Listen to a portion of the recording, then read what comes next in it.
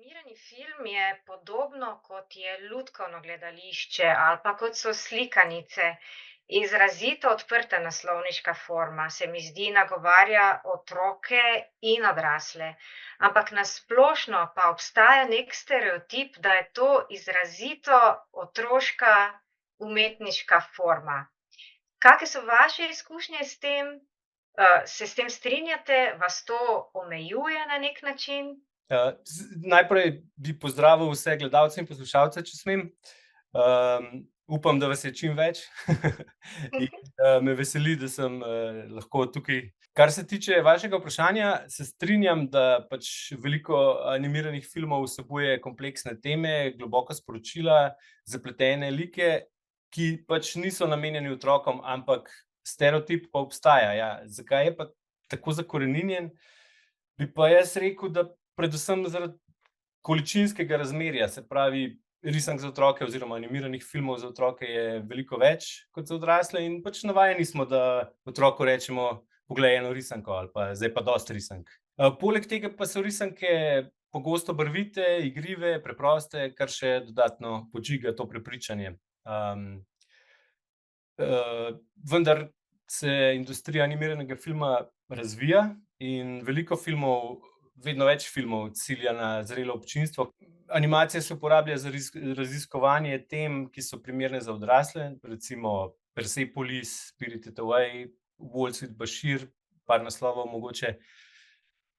Mene osebno ta stereotip ne omejuje.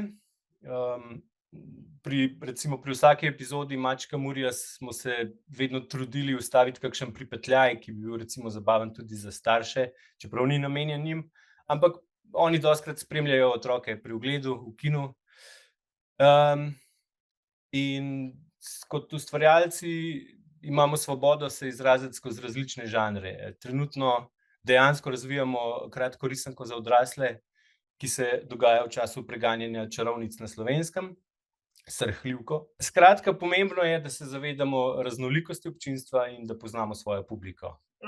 Ko sem se pripravljala na ta intervju in sem prebirala o animiranem filmu, se mi je zazdelo, da je tematsko in snovno izredno raznovrsten in širok. Na drugi strani pa tudi tehnično izredno širok, da ponuja veliko paleto prijemov. Zdaj pa me zanima, ali je ta raznovrstnost ponuja svobodo ali je lahko tudi na nek način omejujoča? Kaj se vam zdi? To je ogromno področje. Zdaj vse te raznovrstnosti sigurno ne obvladujemo, ker je tega preveč. Torej nismo izvedenci v vsaki tehniki. Zdaj, če imamo čas, lahko naštejem nekaj tehnik, stilov animacij. Se pravi, imamo tradicionalno risano animacijo, ki jo pač vsi poznamo izpred mnogo let, to je pač prvi tip animacije, frame by frame, vsaka sličica ročno narisana in to pomeni 12 do 24 sličic na sekundo, kar je ogromno dela. Ta tehnika se zdaj dela tudi na računalniku, ki malo olajša to delo, ampak še vedno ostaja kar zalogaj. Druga stvar je ta cut-out oziroma kolažna animacija. To je, tako kot ime pove, zrezan iz papirja in potem premikanje posameznih elementov. To je pač včasih bilo to analogno posneto, zdaj pa spet to vse digitalno, vse na računalniku. In potem je 2D vektorska animacija, potem je 3D računalniška animacija, ki je zelo popularna zdaj v kinodvoranah. Potem imamo pa stop motion animacijo, kjer so podkategorije claymation, se pravi iz plastelina, tako kot ta pingvinček, ki ga poznamo recimo. Potem pikselacija, ki je isto fotografiranje živih igralcev. Potem rotoskopiranje in tako naprej. Zdaj to bi bila mogoče iztočnica, da delim zaslon in da mogoče pokažem našo spletno stran. Mislim, da je to od lanskega leta, ampak samo en sklop. Drugače delamo še precej drugačne stvari. Ja, se pravi, če bi povzel, recimo Ciper-Copra smo delali v 2D kolažni animaciji, digitalno, potem Mačka Murija kot 3D animacijo. Za kakšne naročnike, ki želijo predstaviti svoj produkt ali storitev, delamo pa infografike, motion graphics. Včasih nas pa zanese tudi v tradicionalno frame by frame animacijo, to je pa tale Podlasica tukajle od režiserja Timona Ledra, ki je pač ročno risana, ampak na računalnik oziroma na tablico. Koliko ljudi še pa dela analogno? Še sploh kdo dela analogno? Delajo, ja. Recimo zelo znana slovenska animatorka Špela Čadež dela analogno. Ja. Pa Zarja Menart, ki je tudi z nami delala Ciper-Copra. Ciper-Copra, ja. Tako, ja. Tudi Je tudi analogno. Tudi zdaj, pač prej Ciper-Copra ni analogen, ampak zdaj se je malo vrnila. Mislim, je težko narediti. Je to nek trend, da se vračajo počasi na analogno? Je trend, ja. Zanimivo, ker se mi zdi, da je veliko več dela. Je veliko več dela, ampak jaz sicer nimam s tem izkušenj, si pa predstavljam, da je to, ne vem, da bolj z dušo to delaš, da je bolj tako, kot da bi kiparil nekaj z rokami ali pa da pač kipariš na računalniku. Ja, razumem. Kaj pa vedno me vznemirjajo povezave med stripom pa animiranim filmom. In tudi, če pogledamo nek razvoj ali pa zgodovino animiranega filma, so veliko k njej doprinesli znani ilustratorji ali pa striparji, velika imena, kot so Miki Buster, Marjan Manček, Zvonko Čoh. Kakšne se vam zdijo povezave? Od kod ta sorodnost ali pa to prehajanje avtorjev med eno pa drugo umetniško formo? Zdaj strip in animiran film imata veliko skupnih točk, ampak sta po moje dva popolnoma različna medija. Se pravi, skupne točke bi rekel, da so pač vizualna naracija, recimo ustvarjanje likov, svetov, oba medija lahko uporabljata različne pripovedne stile in tako naprej. Razlike se mi zdi pač dve očitni razliki sta, ki jih vsak, ki sploh ni treba razlagati, pač gibanje in zvok, a ne. Animiran film prikazuje dinamične akcijske sekvence, igro likov in tako naprej, to ni mogoče v stripu, in vključuje zvočne elemente, a ne. Kar je pa dvorezen meč, ker se mi zdi, da dober strip lahko brez tega pričara boljše doživetje kot animacija. Zaradi neke glavne razlike, ki bi lahko rekli, za moje pojme glavne razlike, no. Osebna interpretacija, to je tako kot knjiga pa film. Pri filmu se pač dogajanje odvija v časovnem zaporedju in to časovno zaporedje določa režiser, recimo, včasih tudi producent, če je zaradi financ, ampak ja, režiser določi, kdaj in za koliko časa bo določeno informacijo serviral.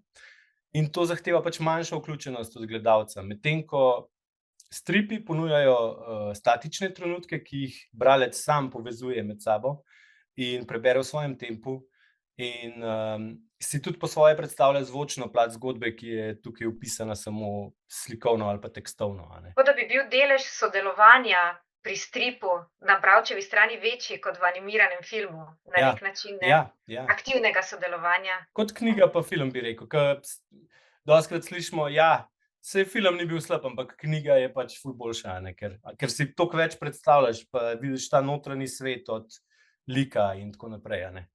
Ja, čeprav je pa recimo pri tem meni zanimivo opazovati, na kak način je literarni jezik film v svoj filmski jezik znal prevesti. Vso to dolgo naracijo iz literature film mora prenesti v zelo kratek čas in to naredi z nekimi drugimi izraznimi sredstvi. In na kak način to naredi, se mi zdi, je za mene dosežek filma ali pa umetnost filma ali pa zelo zanimivo mi je opazovati. In je tudi zelo težko to doseči, ja, zato ker, mislim, mogoče kakšne predloge so lažje. Mi smo priredili par stripov, ampak so bili, prej ste omenjali Mustra, niso bili na tem nivoju kot Muster, pa ne mislim, da so bili zdaj slabši ali pa tako, ampak so bili namenjeni odrasli publiki, bili so bolj, risba je bila mogoče majčkeno bolj naivna in tako naprej.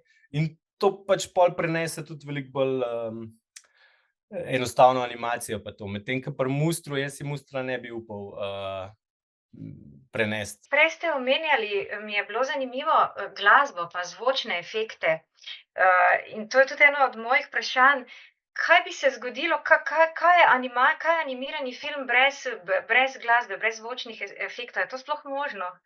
dober animiran film narediti popolnoma brez zvoka je zelo težko, zato ker zvok, tudi če ni dialoga, glasba močno vpliva na čustva gledalca. Ja. Zvočni efekti povečajo realizem, recimo.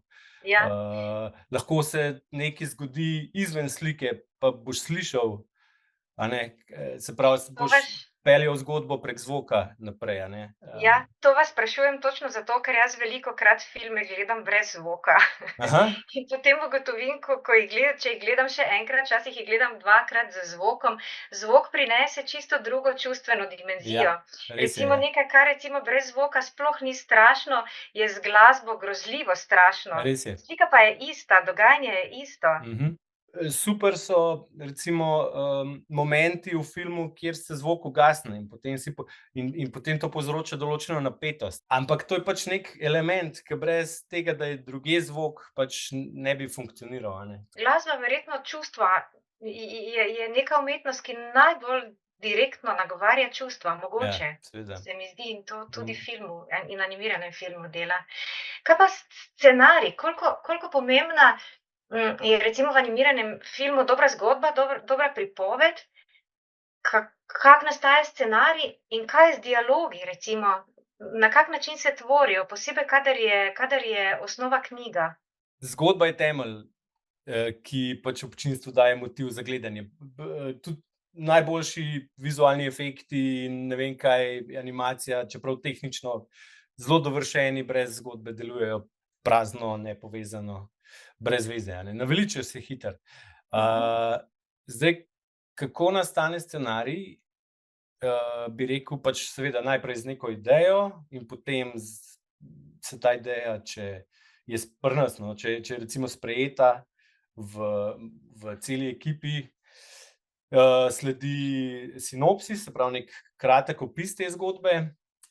Potem pa recimo meni je blizu tak način dela, da si naredim akcije in potem na neke listke in potem jih razvrščam, kako bi to povezal skupaj, in ko imam enkrat strukturo, se lotim, mislim, saj drugače scenarijev ne pišem sam, pa tudi, ampak pač takrat recimo za Murija sem jih pisal, pa se mi zdi najboljše nastalo na ta način, ker smo pač omejeni tudi z minutažo, da si rečemo, v 10 minut, tukaj je recimo vrhunec ali pa tukaj je preobrat in tako naprej, in potem na podlagi strukture gremo pol pisati scenarij. Malo se sliši mogoče suhoparno, matematično. Ne, se pravi, iz akcij sestavljate scenarij, ne? Iz posameznih akcij. Ja, iz akcij, ampak ni mišljen kot akcija, kot akcijski film, ampak iz akcij v smislu iz doživljanja karakterja, kaj je on, kakšna so njegova hotenja, in pol tukaj pride do preobrata, ker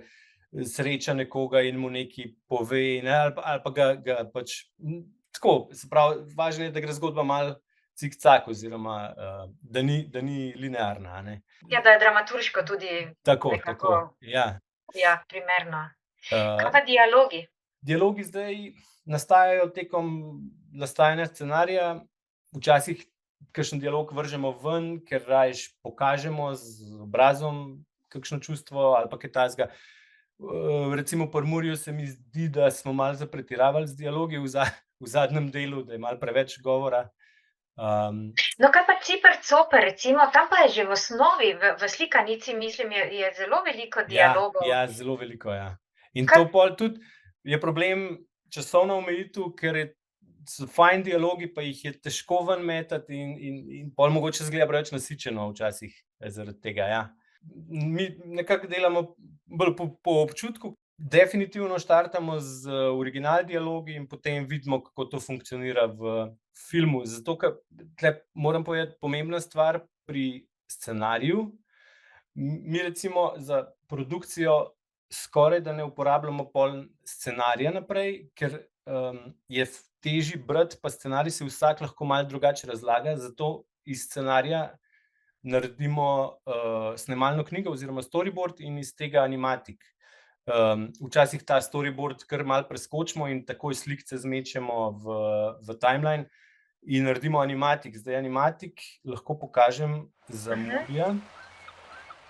Kaj to pomeni animatik? To je pač skica filma, a ne. Čim bolj natančne informacije o dolžini posameznega kadra, zvok damo že noter. Mačje tete, mači strici, zbirajo se k veselici na terasi. Mleko bira, slavna mačja godba svira. Drage mucke in mački, danes bo žur! Še našo zaspanko, Slavljenko, počakamo, pa se zavrtimo. V tem animatiku, ki sem ga pokazal, sem se jaz posnel, samo zato, da imamo da vemo, kdaj so te replike, kdaj so dialogi, in potem z animatikom gremo snemati v studio, kjer pridejo pač igralci in potem, glede na animatik, oni odigrajo svoje.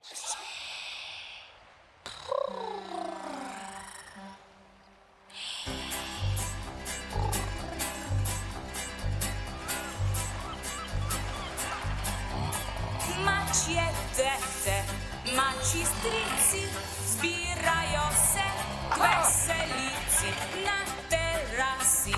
Mleko bira, slavna mačja godba svira. Drage mucke in mački, danes bo žur! Še našo zaspanko, Slavljenko, počakamo, pa se zavrtimo.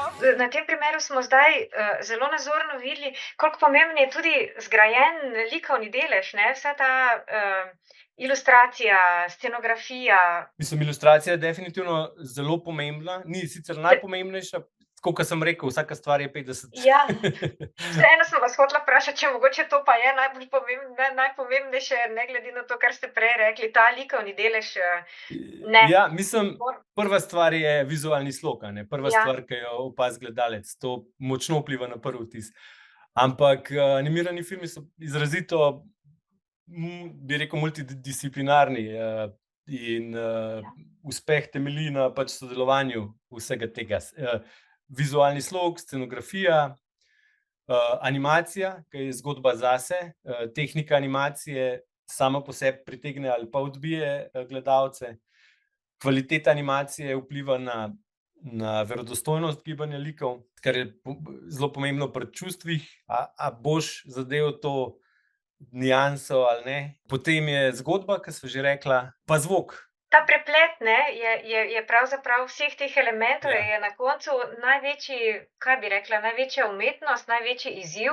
Ja, Animirani film. ja. Mislim, če vsak dobro opravi svoje delo, po moje, da ni vrag, da ne bi ratali nekaj kvalitetnega, nekaj zagledati. Ja.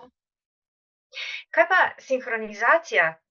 Ta se mi zdi tudi grozno vznemirljiv del Ja, animiranega filma.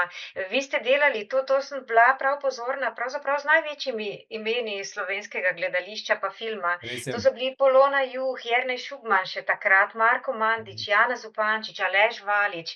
Ja, to me zanima, na kak način delate ta izbor in ali igralci to radi delajo?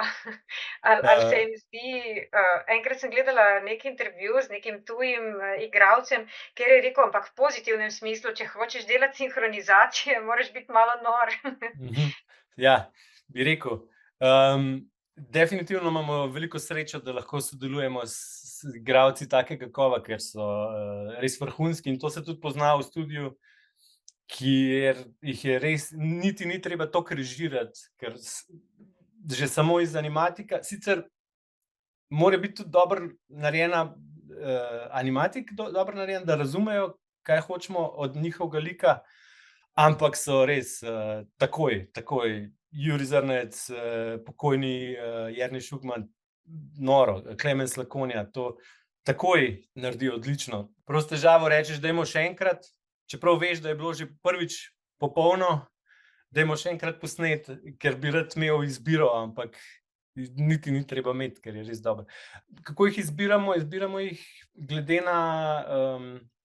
na to, kdo se nam zdi primeren določenemu karakterju, a ne. Imamo tudi srečo, da so pripravljeni sodelovati. Mislim, da to kaže na to, da to radi delajo, ker so verjetno veliko manj plačani za to, kot za kakšno reklamo, no, ali pa kaj takega, ker to niso komercialni izdelki, a ne. Oni sem vas prej prav razumela, v fazi animatika se še oni priključijo? Se pravi, ko je za nas animatik zrel, gremo z animatikom snemati igralce. In to je tudi največja razlika med tem, kar ste rekli, recimo sinhronizacija, za moje pojme je sinhronizacija nekaj, kar delajo igralci na že finaliziran animiran film v tujem jeziku, a ne.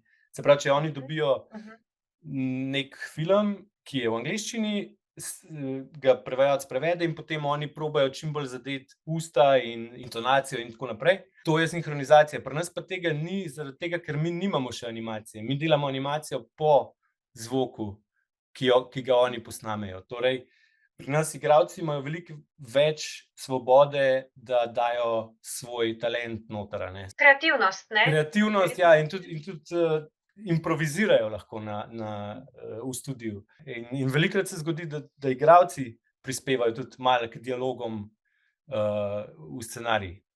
Tako da je to super, meni je to zelo všeč način dela, no. Ja, se je. Ampak nasploh se mi zdi, je za animiran film značilna cela ekipa sodelavcev, tudi od zadaj, ki se mogoče ne vidijo. In si predstavljam, da je zelo pomembna tudi njihova sinergija, no in tudi vi se pojavljate v različnih vlogah, kot režiser, kot producent, kot animator. Zanima me ta sinergija, če je ponavadi uspešna ali ne, ali so tudi konflikti in v kateri od teh vlog, ki sem jih zdaj naštela, najbolj uživate vi? Seveda, dobra ekipa je bistveno za dober izdelek in jaz imam srečo, da sem v dobri ekipi, kjer praktično ni konfliktov, razen konflikti so največkrat med režiserjem in producentom, ker producent naredi to v okviru budžeta, medtem ko režiser hoče to narediti v okviru svojih idej, ne, in te ideje so dostikrat nekompatibilne z budžetom. Tako da ampak drugače ne, to je pač klasičen konflikt med tema dvema. Ja, značilno za slovenski film, verjetno, ali pa za nasploh. Ja, bi rekel za ves svet. Smo pa majhna ekipa in potem iz tega izvira dejstvo, da moramo poznati več področij, a ne. In meni ta pestrost po večini ustreza. Zdaj, nikoli ni dolgčas. Negativna stran tega je, da ker poznaš več stvari, si mogoče malo bolj površinski, ne poznaš trikov, a ne. Ne moreš se toliko poglobiti. Ampak je pa zanimiv, se pravi, danes režija, jutri montaža, v sredo postavljanje seta, sajenje digitalnih dreves, mačke Murje in te naše izdelke delamo z veseljem. Medtem ko ostalo za razne naročnike, zdaj so pa bolj roki in tako naprej, a ne. Malo bolj stresno. Ja, saj to sem vam hotela tudi vprašati. Vi ste del ekipe Invida, ki pač se ukvarja z animiranimi filmi, ampak večinoma tudi še s čim drugim. Saj, če bi mogoče na kratko povedali, na kak način se preživlja, na kak način preživite in na kak način skrbi, no, za razvoj animiranega filma Invida. Zdaj, ti projekti Maček Muri, pa Ciper Coper pa to, črpajo finance iz razpisov dostikrat. Mislim, ne zdaj 100% delež, ne, ampak vsaj nekaj za zagon dobimo od finančne podpore oziroma od razpisov Filmskega centra slovenskega, RTV. Vsako leto se prijavljamo na njihove razpise. Zdaj, drugače pa pač so te filmi niso komercialni in moramo delati druge stvari za preživetje. Torej neke reklame, recimo. Recimo, ja, predstavitvene filmčke in tako naprej, a ne. Razvoj se pač prične pri usposabljanju kadra in pri izobraževanju.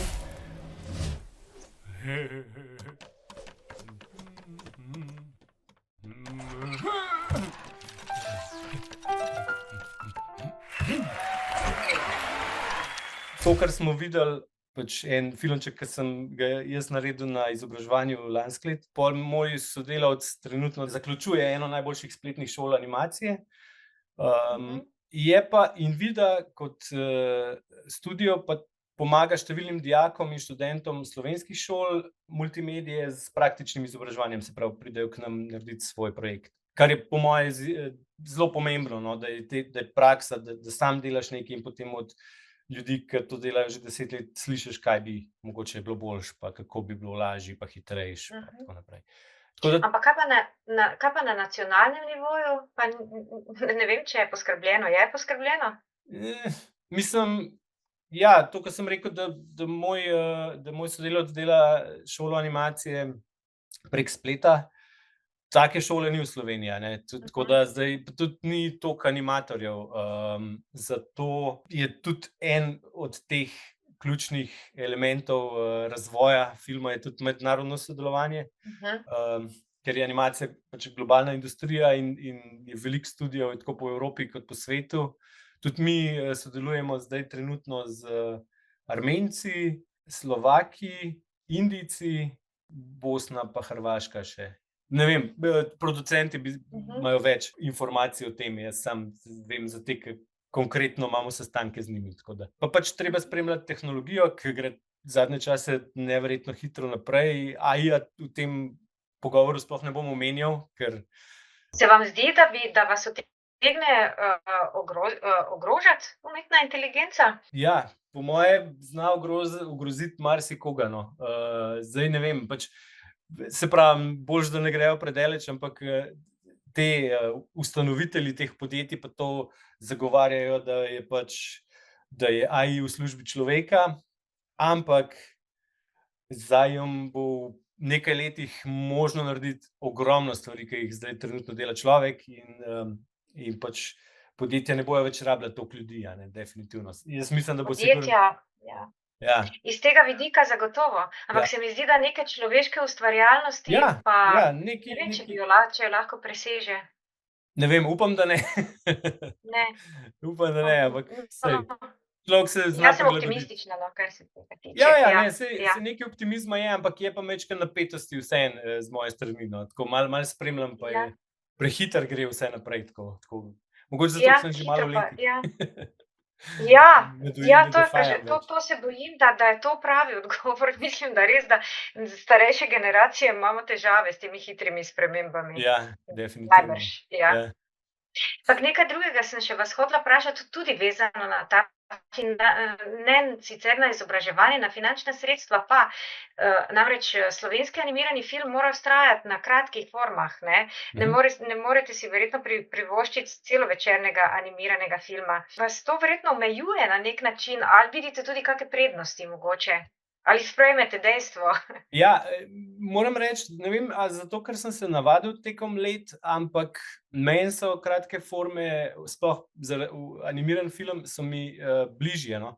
Jaz si ne predstavljam, tudi če bi imeli sredstva, si ne predstavljam delati na celovečercu z našo ekipo, ker je premajhna, in bi rabili preveč časa. Zdaj morali bi sodelovati z nekim ogromnim studiom iz tujine, in pri takem sodelovanju se zgodi, da stvar postane rutinska, in sam še tabele in izpolnjevati in zamujaš tukaj, zamujaš tam, vse in ne vem, jaz na ta način ne funkcioniram najboljše. Zdaj, to je moje mnenje, seveda očitno marsikdo zna ohraniti ustvarjalnost na toliko dolge proge, jaz pa nimam take želje. Jaz rajši vidim, da se projekt zaključi v nekem doglednem času in potem gremo na novega.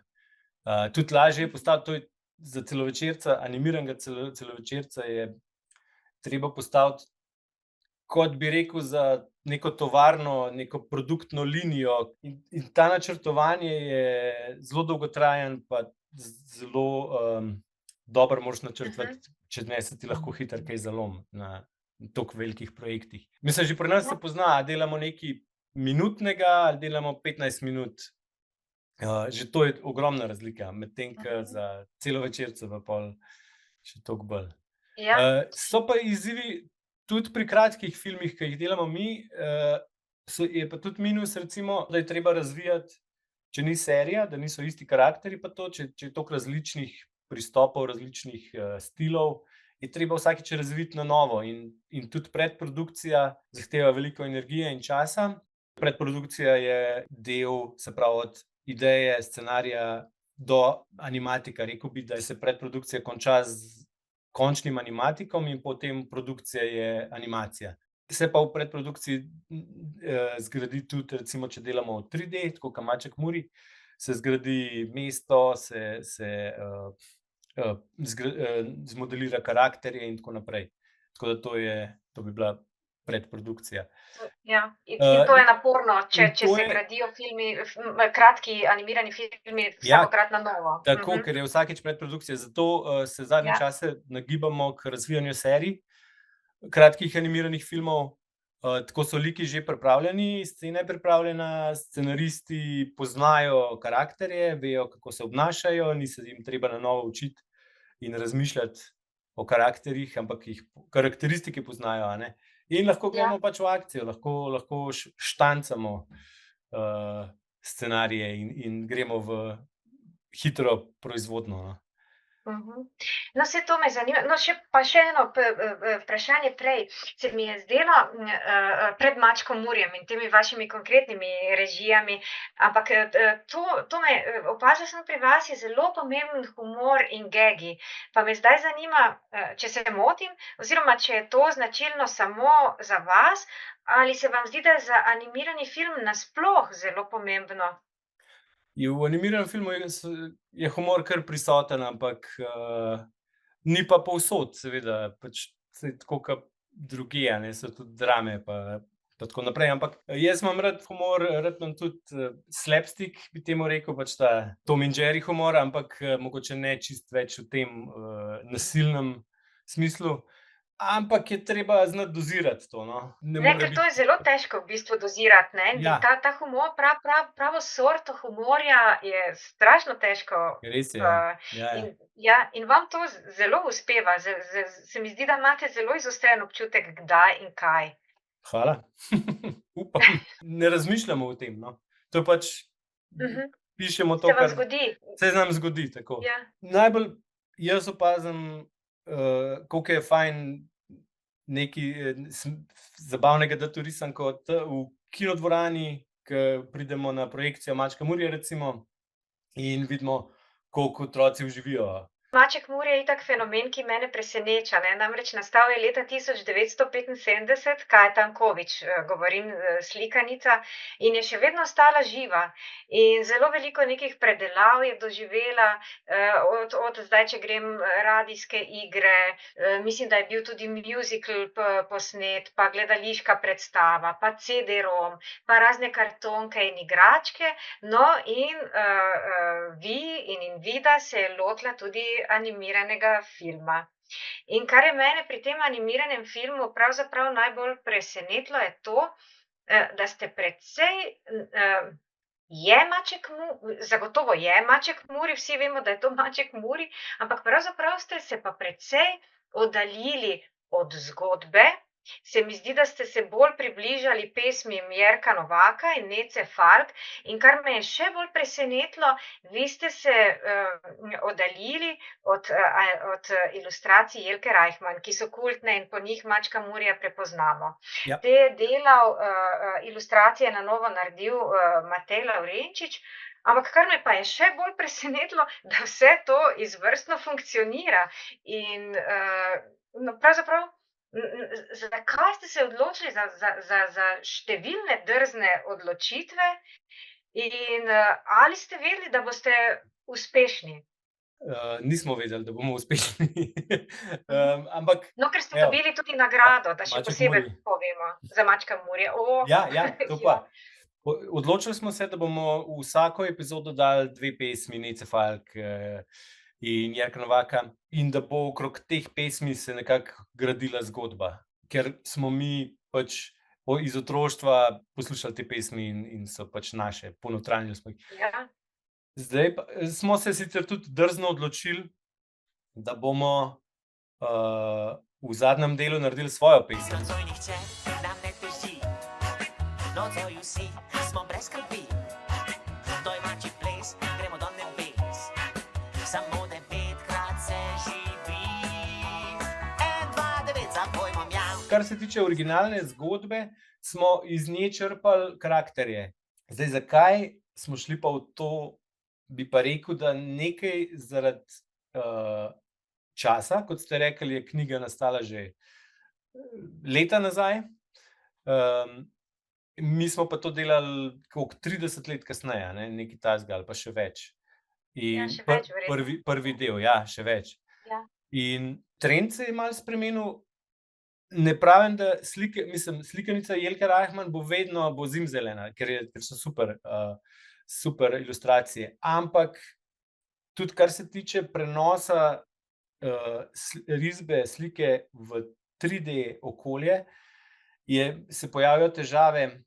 Eno je tehnično, se pravi, recimo Matej Lavrenčič se je zavedal teh omejitev, da če je karakter bolj v krogu kot plišast medvedek, recimo, bo prišlo do napak, bo težko, ne vem, se popraskal, bo težko, čist tehnične zadeve. To je ena stvar, druga stvar je pa, da smo hoteli jih malo prilagoditi naši ciljni publiki, recimo, ker se mi zdi, da so dandanes te slike originali mogoče namenjeni mlajšim otrokom, kot pa te naše, ki so mogoče majčkeno bolj že Malo bolj frajerske so, malo ne? bolj frajerski, tako, Ja. ja. Mnenja ljudi so deljena.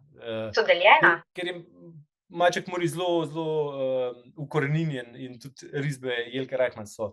Ja, je, ampak meni pa se je zdelo sijajno, No, da super. ste res temeljili na teh likih, ne na zgodbi, ampak na likih iz Mačka Murija. In sijajno se mi je zazdela ta drugačna likovna podoba, pa še vseeno sem vedela, da je Maček Muri, no. Ja, no, super, me Uspelo vam veseli, je me veseli. ta Hvala. posodobitev, ja. Mhm. Tako da to se mi je zdelo, jaz sem bila navdušena. Zdaj pa me zanima Ciper Coper. Ta zgodba je pa pravzaprav meni sijajna zgodba Ide Črnič Mlakar, o dveh, treh vragolinkah z veliko, ampak zgodba je precej zapletena, z veliko besednega humorja, s temi potovanji po dnevih, iz dneva v dan. In to se mi je zdelo, ko sem brala slikanico, se mi je to pravzaprav zdelo nemogoče kratek animirani film jasno predstaviti, ampak vam je to uspelo. Mi smo imeli srečo, da je pač ilustratorka te zgodbe sodelovala z nami, oziroma da ona je bila tudi del ekipe takrat, Zarja Menart. Ja. In to sicer ni vedno recept za uspeh, ker ilustratorji slikanic mogoče niso vešči te tehnologije, pa ne vejo, kako pripraviti materiale za animiran film, ampak v tem primeru je Zarja, poleg tega, da je super ilustratorka, je še animatorka in je pač vse teklo zelo gladko, no. Ja, kako zdaj, to je spet bilo kar dolgotrajen predelava scenarija, morali smo metati Tam je tudi veliko dialogov, poleg vsega, poleg te morali smo se malo, kompleksnosti zgodbe. v resnici je to že kar nekaj časa nazaj, tako da se ne spomnim zdaj točnega procesa, ampak vem, da smo se morali odločiti in žrtvovati določene dialoge in določene dneve, mogoče tudi, da smo lahko dobili to formo, no, poleg tega so nam veliko pripomogli tudi igralci, Šugman, Slakonja, Ajda Smrekar. So super, Ciper Coper napoj. Krasen Ciper Coperček! Bomo vsi trije nasrkali. Zdaj pa še nam ostane samo tako zraste. Tako zraste, mislim, da ste, če sem prav preštela, pa če imam prave podatke, 13 živali uspeli predstaviti. Začeli ste z metuljem, to je taka preprosta kartonka avtorice Alje Erznožnik, čisto preprosta za najmlajše. No, in kar se mi je zdelo zanimivo, seveda zanimivo se mi je zdelo, zbodlo me ime Feri Lainšček, ki je poskrbel za rime. No, in kar se mi je pa zdelo posebej zanimivo, je pa to, da je to seveda poučni film, mogoče v osnovi poučni film, ki pa ima veliko fikcijskega, ne, ta preplet neke poučnosti ali dokumentarnosti mogoče z domišljijskim. In zdaj me zanima, kaj rajše počnete, ali kako se vam je zdel ta preplet preprosto, no? Mogoče zaradi tega, ker so moji otroci skozi starejši in mogoče z njimi gre pol tudi moja preferenca, za koliko stare rad delam. Tako da rajši delam risanke oziroma animirane stvari za starejše, ta moment. Ker to je res za mlajše, ne? Ja, ta je za mlajše, ja. Je pa ilustracija, tukaj mi je super, da je to dokumentarno, kot ste rekli, se strinjam, ampak morali smo malo stilizirati like, se pravi.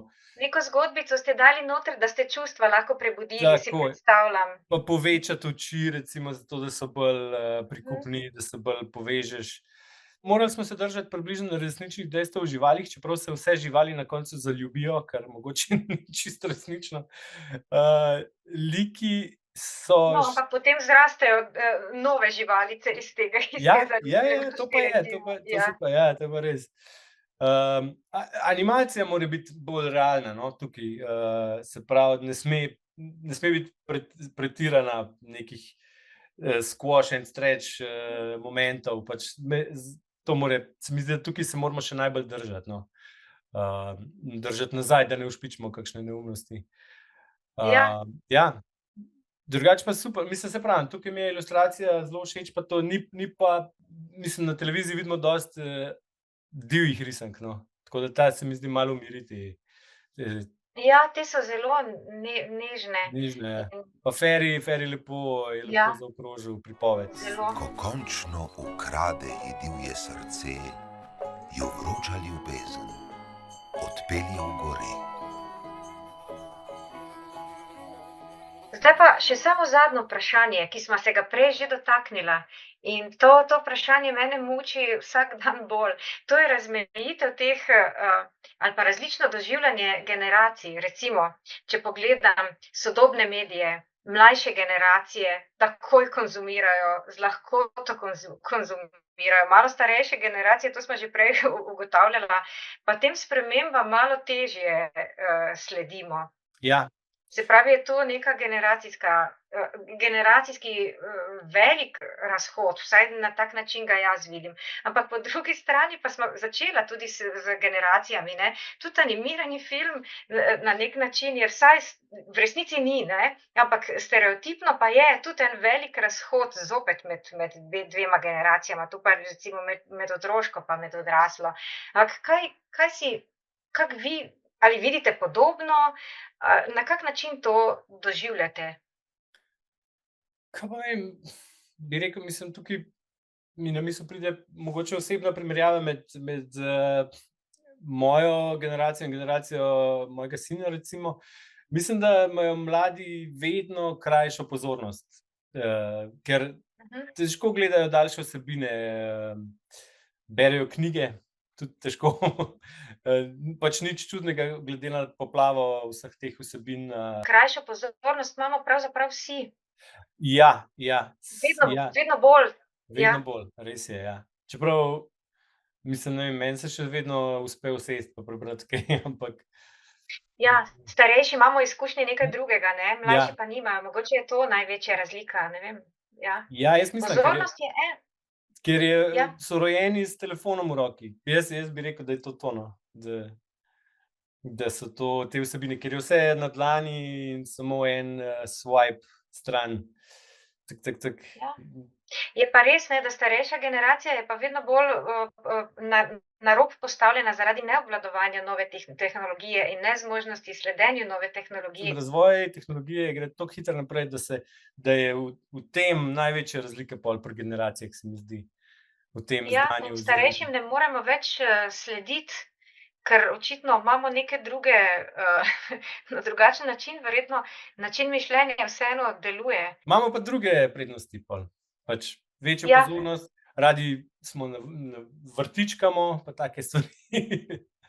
Ja, to je pa res. Naravo imamo radi, ne rabimo imeti telefona s sabo v naravi, lahko gledamo gozd in poslušamo ptičje petje. To, ne vem, meni se zdi, da se treba posvetiti s takim... Ja, in vama s to krasno mislijo najin intervju oziroma najin pogovor zaključila in se vam zahvaljujem da ste nas pustili v vašo delavnico nastajanja animiranega filma. Hvala Ja. lepa. Ja, hvala tudi vam. Ja. Tudi jaz sem zelo vesel, da sem lahko prisostvoval. Upam, da se še kdaj srečamo, pa da boste pogledali 5. del Mačka Murija. Ja. Nasvidenje. Ja, z veseljem. Z veseljem. Nasvidenje.